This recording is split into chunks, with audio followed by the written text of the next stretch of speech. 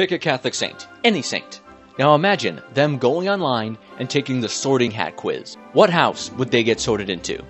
And hey, Catholic geeks, if you want to see more videos that fuse your Catholic faith and your geekiness, then subscribe and click the bell icon. Thanks be to God for the incredible diversity of the saints. From across the world and across the ages, these holy people inspire us to love and serve God and neighbor. Now grab a box of Bertie Bott's Every Flavor beans and join us as we sort the saints into Hogwarts houses. Quick note, yes, we are aware that some saints could fit into more than one house. We simply chose the one we thought most likely. Gryffindor! The members of Gryffindor House are characterized by courage and honor. They always fiercely stand up for what they believe is right. We thought the following would be called Gryffindors. Joan of Arc.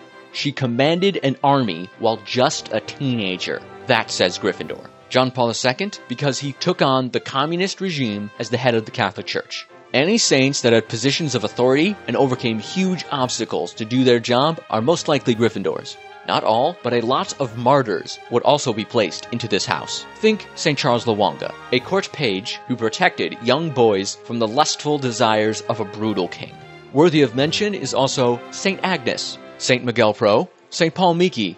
Shout out to St. Margaret of Clitheroe. She supported and hid priests in England during persecutions in the 1500s. She was even imprisoned several times and eventually martyred. Oscar Romero, shown earlier, was a harsh critic of the violent government of El Salvador, and he spoke out on behalf of the poor and defenseless. If you remember this part from Harry Potter. Why is it, when something happens, it is always you three?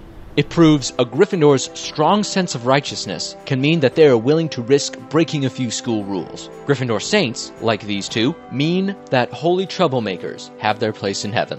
Finally, if you have any objections to Harry Potter, we respect that. This video is simply using parts of the lore of Harry Potter to examine the lives and personalities of the saints. So if you troll us in the comments section, we will ignore you. Hufflepuff! Well, it's true that Hufflepuffs are sometimes seen as pushovers. They can be some of the best examples of strong, loyal characters in the stories of the wizarding world. In Catholic terms, the saints who were called to the life of hard work, devotion, service, and prayer belong to the House of the Badger. It is exactly that humble, obscure life of holiness that reminds other people to focus their minds on the things above, rather than earthly things, to be in the world without being of the world. Saint Therese of Lisieux and Saint Joseph are easily Hufflepuffs. Those two are very popular saints, yet for most of their lives they really just quietly did their thing, but they did it with such great love and simplicity. Saint Kateri lived a life of silent prayer, penance, and sometimes severe mortification.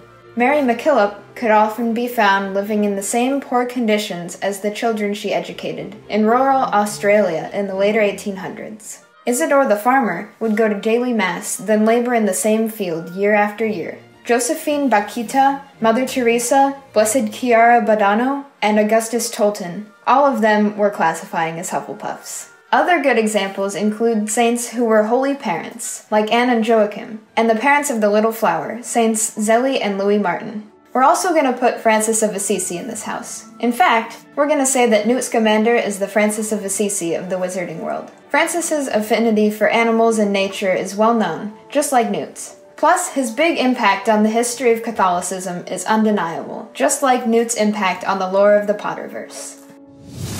Hey you Catholic geeks, it's Jackie from Me, My Skirt and I, here to tell you about my housemates, the Saints of Ravenclaw, where wit beyond measure is man's greatest treasure. As our very own dumb ox, St. Thomas Aquinas, reminds us, it is evident that wisdom is a gift from the Holy Spirit. The ox discourses on one side of our saintly common room with his fellow preachers, including Catherine of Siena. On the other side sits St. Augustine's reading group. He and Jerome are in constant theological discourse. The lawyers, Ives and Thomas More, love to hear Catherine of Alexandria's tale of how she debated 50 pagan philosophers and won. Naturally, John Henry Newman and Scholastica converse on the importance of education. Meanwhile, G.K. Chesterton drinks and smokes in the corner. No one really knows how he got in Benedict, always the prefect, has tried to kick him out, but Hildegard always distracts him with her new poem, or vision, or scientific discovery. However, Benedict did rule out Dante, who has become so despondent that he's been writing sad poetry for centuries.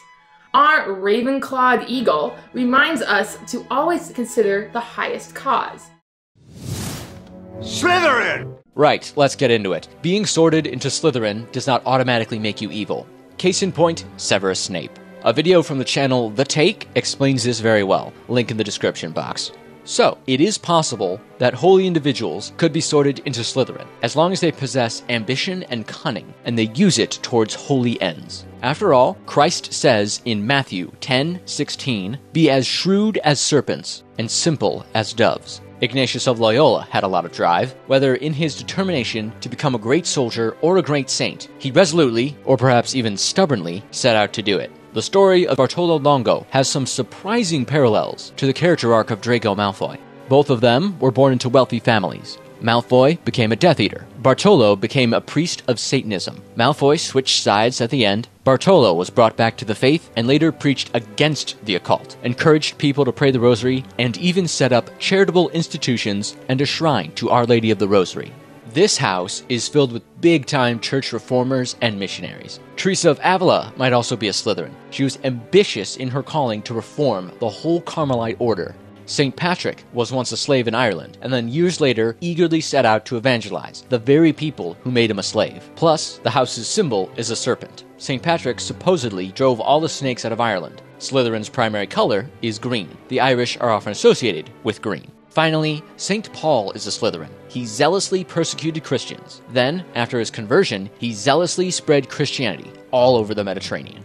Hey everyone, thanks for watching. It's time for a bonus round. Another two Gryffindor saints would be St. Sebastian the Martyr and St. Nicholas, the bishop and alleged puncher of heretics.